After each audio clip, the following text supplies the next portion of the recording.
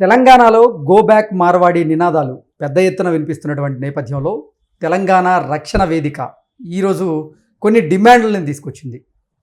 తెలంగాణలో స్థానికంగా ఉండే వారికి ఈ తెలంగాణ ఉండేటువంటి సంస్థలు 80% ఉద్యోగ అవకాశాలు వారికి కల్పించాలని, 20% మాత్రమే స్థానికేతరులకి ఉద్యోగ అవకాశాలు కల్పించాలి అనేటువంటి డిమాండ్లను ఈరోజు తెలంగాణ రక్షణ వేదిక వినిపించినటువంటి నేపథ్యంలో ఈ అంశం మీద మనం పూర్తి స్థాయిలో విశ్లేషణ చేసుకుందాం. ప్రస్తుతం మనతో పాటు ఉన్నారు ప్రముఖ సామాజికవేత్త, ప్రముఖ రాజకీయ విశ్లేషకులు కృష్ణకుమారి గారు. వారితో మాట్లాడదాం. మేడం నమస్తే. నమస్తే. గో బ్యాక్ మార్వాడి ఈ నినాదాలు ఈ మధ్యకాలంలో తెలంగాణలో ఎక్కువగా వినిపిస్తూ ఉన్నాయి. ఈ నేపథ్యంలోనే ఈరోజు తెలంగాణ రక్షణ వేదిక కొన్ని డిమాండ్లను తెర మీదకి తీసుకొచ్చింది. తెలంగాణలో ఉన్నటువంటి సంస్థలు ఏవైతే ఉన్నాయో అవి స్థానికులకే 80% ఉద్యోగ అవకాశాలు కల్పించాలి, 20% మాత్రమే స్థానికేతరులకి ఉద్యోగ అవకాశాలు కల్పించాలంటూ డిమాండ్ని ఇప్పుడు తెర మీదకి తీసుకొచ్చింది. దీని మేడం దీన్ని ఎలా చూడాలి? అంటే అసలు ఒక సున్నితమైన అంశం ఇది. ఈ సున్నితమైన అంశాన్ని కోతిపుండు బ్రహ్మరాక్షస్ చేశాడు. ఎవరు? బండి సంజయ్. అసలు మామూలుగా మొదలైంది ఎక్కడ? ఒక పార్కింగ్ విషయంలో రోడ్డుకి అడ్డంగా పార్క్ చేస్తున్న సందర్భంలో అక్కడ ఒక అతను దాన్ని వ్యతిరేకిస్తే అక్కడ మొదలైంది చిలికి చిలికి గాలివానగా మారి ఇవాళ ఒక రకంగా మొత్తం ఒక రకంగా ఇంగ్లీష్ ఛానల్స్లో కూడా మాట్లాడేటట్లుగా హిందీ ఛానల్స్ ఇంగ్లీష్ ఛానల్స్ మాట్లాడుకునేదాకా ఈ వ్యవహారం వెళ్ళింది. అంటే దీన్ని ఇంత పెద్దది చేసిన ఘనత మట్టుకు మన హోంశాఖ సహాయ మంత్రి బండి సంజయ్ గారి వల్ల ఇదంతా జరిగింది. అంటే హిందూ సమాజంలో ఈ గో బ్యాక్ మార్వాడి నినాదం చిచ్చు పెట్టేందుకే అని మాట్లాడి ఇది వెనక ఎవరున్నారో నాకు తెలుసు, కమ్యూనిస్టులే ఉన్నారు అని చెప్పి కారు కోతలన్నీ వస్తున్నాడు. అసలు హిందువుల్ని ఒకరు ప్రత్యేకంగా ఎవరు విడగొట్టక్కర్లా, వాళ్ళే విడగొట్టుకోగలరు. సరే, మీలాంటి వాళ్ళు ఏదో ఫెవికాల్ వేసి అంటిద్దాం అనుకుంటారు, కానీ మీరు కూడా మనస్ఫూర్తిగా కాదు, మీ అధికారం కోసం మీరు అంటిద్దాం అనుకుంటారు. అది అడియాసలు అవుతుంటాయి, అది వేరు విషయం. అయితే ఇక్కడ ఇవాళ ఈ గోబ్యాక్ గుజరాత్, గోబ్యాక్ మార్వాడి అనేది ఎక్కడి దాకా వచ్చింది అంటే ఇక్కడ లోకల్గా ఉన్న ఆర్య వైశ్యులు కూడా మాట్లాడేదాకా వచ్చింది. మొన్న బండి సంజయ్ ఏం మాట్లాడాడు? ఆయన నిజంగా హిందూ పరిరక్షణ, హిందూ మతం అంతా ఒకటిగా ఉండాలి అని అనుకుంటే గనక ఆయన ఏం మాట్లాడాలి? మరి ఆర్య వయస్సులు హిందువులు కాదా? ఆర్య వయస్సులు కూడా హిందువులేగా. మొన్న ఏం మాట్లాడాడు? ఏంటది? కటిక మాంసం కొట్టే కటిక వాళ్ళకి పని లేకుండా పోయింది ఈ ముస్లింల వల్ల. రజక వృత్తి చేసుకునే వాళ్ళకి వాళ్ళ పనిని లాగేసుకున్నారు ముస్లిమ్స్ అని మాట్లాడాడు. మరి ఆర్య వయస్సులు పెట్టుకున్న కొట్లు ఏవైతే ఉన్నాయో, కిరాణా షాపులు, వాటిని మింగేశారు కదా వీళ్ళు వచ్చి, మరి మార్వాడీలు వచ్చి. అది నీ కంటికి ఎందుకు కనిపించలేదు? నువ్వే హిందూ మతాన్ని భుజాన వేసుకున్నావు, నువ్వే హిందువులందరినీ ఒక కంటితో చూడలేకపోతున్నావు. నువ్వు నీకు లాభం ఎవరి వల్ల ఉంటే వాళ్ళ వైపు మాట్లాడాలనుకుంటున్నావు. నీకు ఇప్పుడు మోడీ దగ్గర, అమిత్ షా దగ్గర మార్కులు కొట్టేయడానికి గోబ్యాక్ గుజరాత్ అన్నదాన్ని నేను అణిచేశాను చూడండి హైదరాబాద్లో అని చెప్పుకోవడానికి, గోబ్యాక్ మార్వాడి అనేదాన్ని మీ ప్రయోజనాల కోసమే కదా, నేను నా లోకల్గా ఆర్య వయసుల్ని కూడా నేను పక్కన పెట్టాను అని వాళ్ళ ముందు డబ్బాలు కొట్టుకుంటానికి అసలు మనోడు ఎక్కడికి వచ్చాడంటే అక్కడ అల్లకల్లోలం జరగాల్సిందే. అసలు స్థాయిని మర్చిపోతాడు. రోహింగ్యాలు ఉన్నారు అని మాట్లాడతాడు. ఇవాళ టాపిక్ మొత్తం ఏమైపోయిందంటే అటు తిరిగి ఇటు తిరిగి బండి సంజయ్ దగ్గరికే వచ్చి ఆగుతుంది.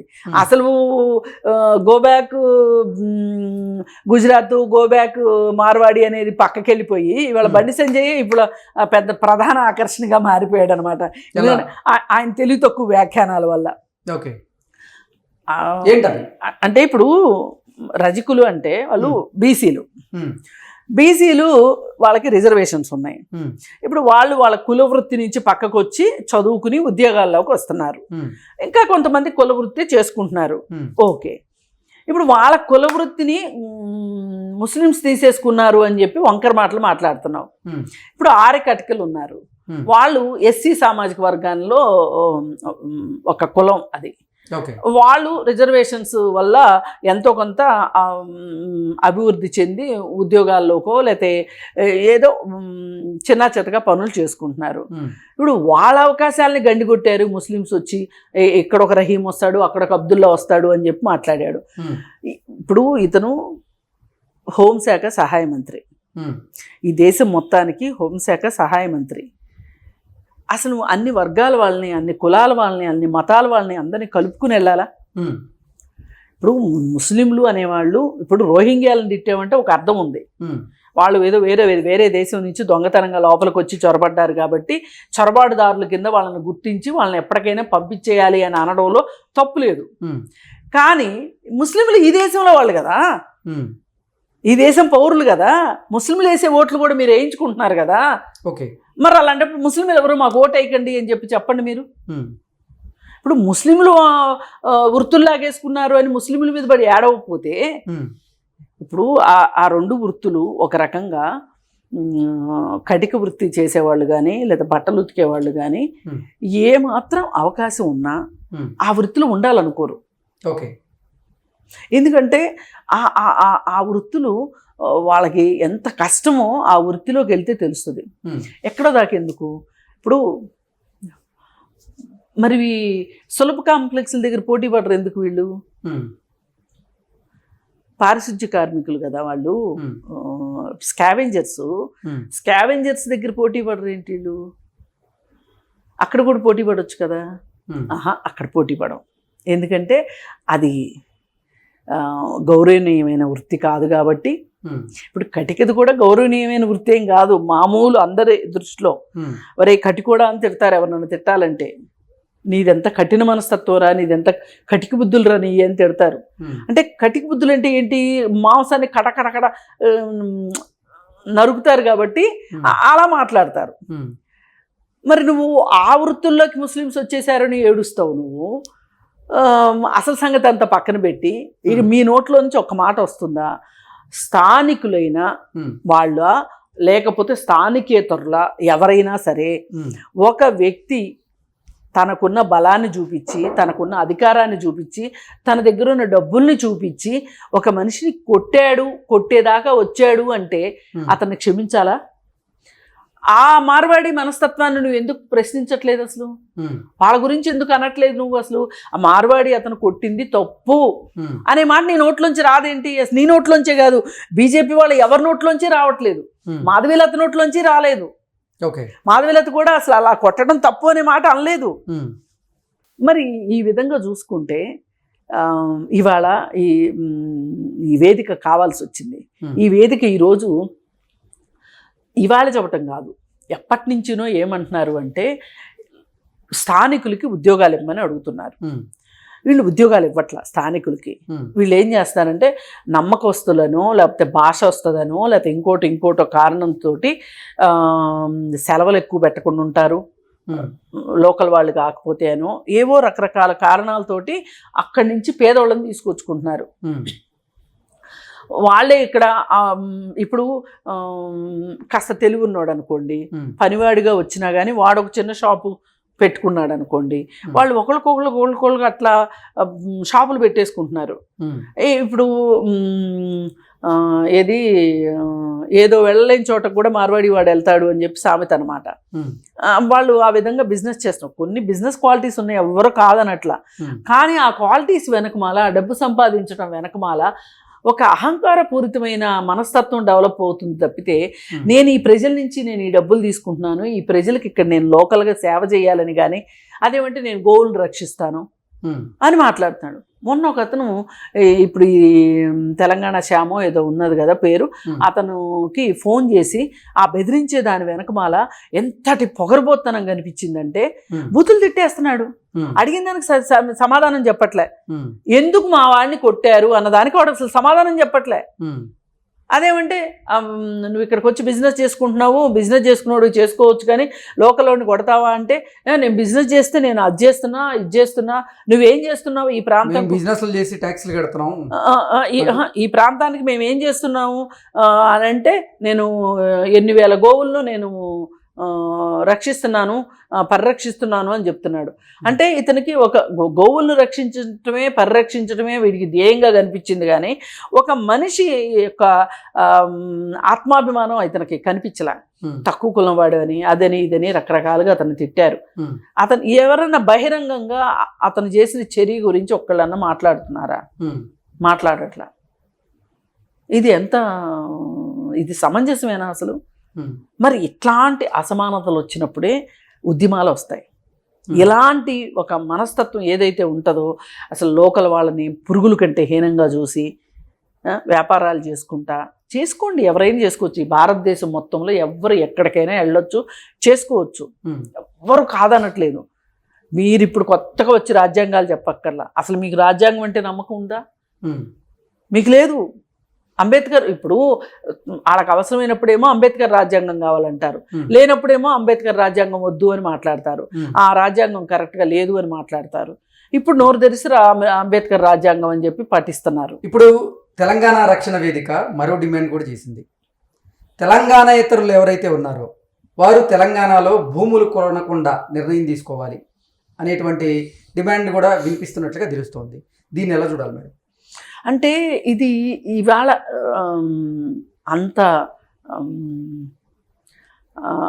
ఏదో అంటారు చూడండి, చావుకేస్తే లంకడానికి వచ్చింది అన్నట్లు ఒక పెద్ద డిమాండ్ తీసుకొస్తే చిన్నయ్యని నెరవేరుతాయి అనే ఉద్దేశంతో అన్నారనిపిస్తుంది తప్పితే ఇవాళ అలా కుదిరే అవకాశం లేదు.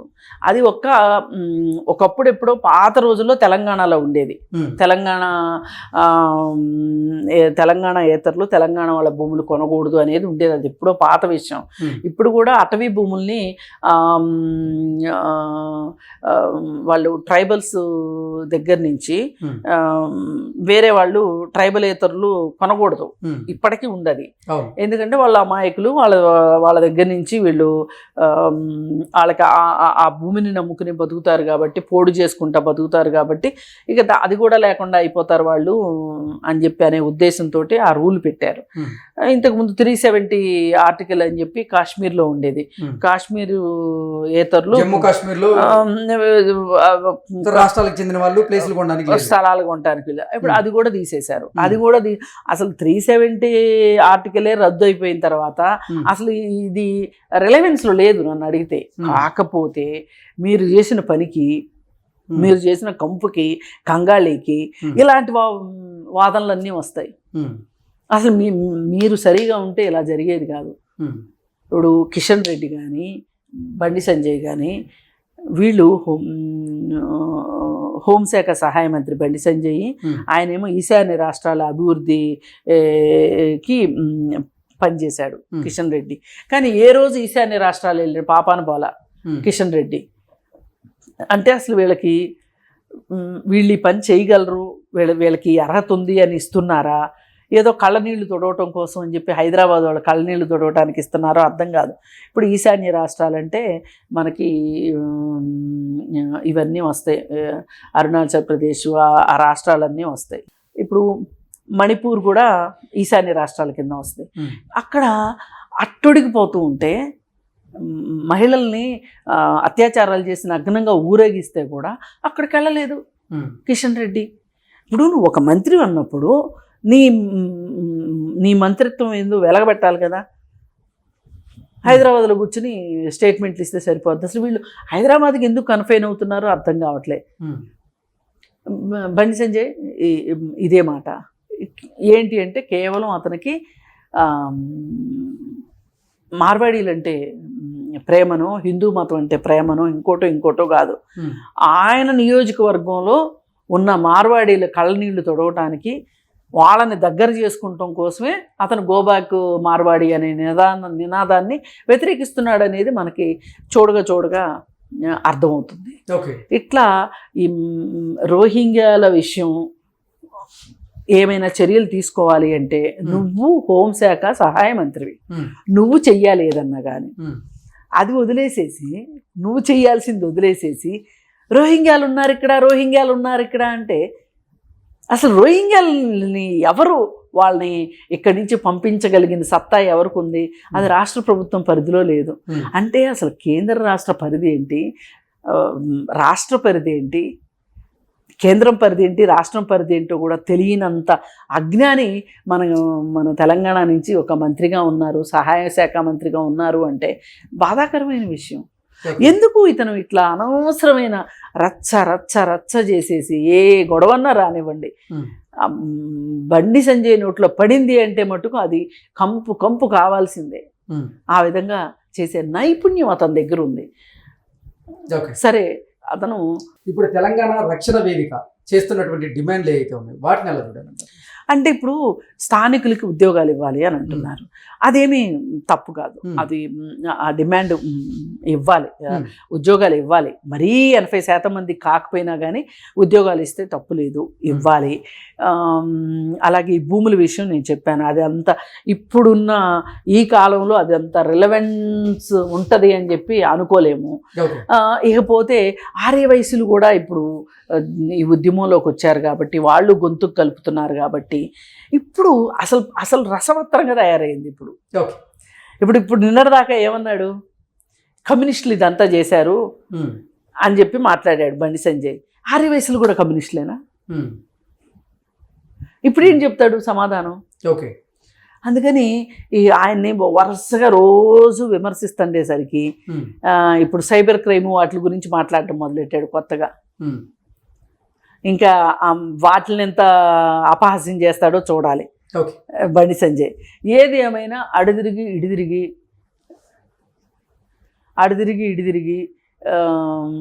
ఇది ఏ రూపం దాల్చింది, ఈ దేశం మొత్తం దృష్టిని ఆకర్షించింది అంటే దీనిపైన దృష్టి పెట్టాల్సిన అవసరం ఉంది.